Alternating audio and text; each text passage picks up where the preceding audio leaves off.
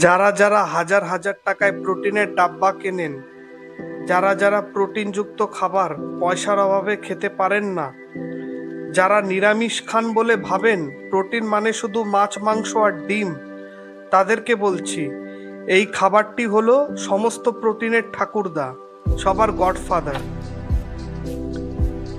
প্রথমে ৮০ গ্রাম মুগ ডাল, সবুজ সবুজ মুগ ডাল, ৮০ গ্রাম বাদাম, ৪০ গ্রাম কালো তিল এবং ২০ গ্রাম তিসির বীজ হালকা করে ভেজে মিক্সিতে গুঁড়ো করে অল্প একটু ঘি আর গুড় দিয়ে নাড়ুর মতো বানান।